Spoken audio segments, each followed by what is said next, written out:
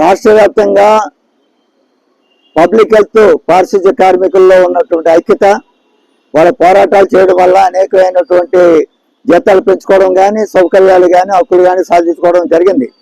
అయితే మేము కూడా వాళ్ళకిలాగే మేము కూడా మీ జీతాలు పెంచుకోవడానికి, హక్కులు సాధించుకోవడానికి మేము కూడా పోరాటాలు చేస్తామని అన్నటువంటి చైతన్యం ఈ రోజున కార్మిక వర్గంలో వచ్చింది.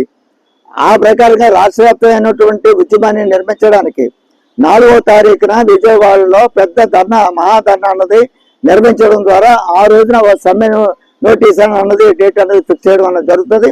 ఆ ప్రకారంగా పారిశుద్ధ్య కార్మికులాగే 6,000 రూపాయలు రిస్క్ ఎలమెంట్స్ గా ఇంజనీరింగ్ కార్మికులకు ఇవ్వాలని చెప్పని, అదేవిధంగా జీబీఎంసీలో 950 మందికి సెమీ స్కిల్ కానీ స్కిల్డ్ కానీ వాళ్ళు చేస్తున్న పని ఆధారంగా కౌన్సిల్ తీర్మానం ప్రకారంగా దాన్ని అంటే అమలు చేయాలని, దానిని రాష్ట్ర వ్యాప్తంగా కూడా అందరికీ కూడా అమలు చేయాలని చెప్పేసి, మరొకటి ఇప్పటి వరకు రిటైర్మెంట్ అయ్యేలా ఉంటే 60 సంవత్సరాలుగా రిటైర్మెంట్ చేస్తామన్నారు, కానీ కొత్త వాళ్ళు తీసుకోవట్లేదు.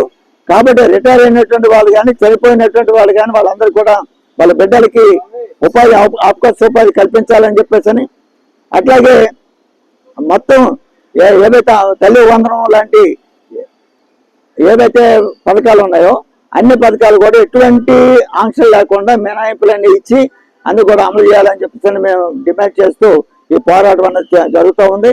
అందులో భాగంగానే నిరసన కార్యక్రమం అన్నది ఈ ప్రభుత్వాన్ని తెలియజేయాలనే ఉద్దేశం మీద ఈ కార్యక్రమం చేయడం అనేది జరిగింది. Okay, thank you.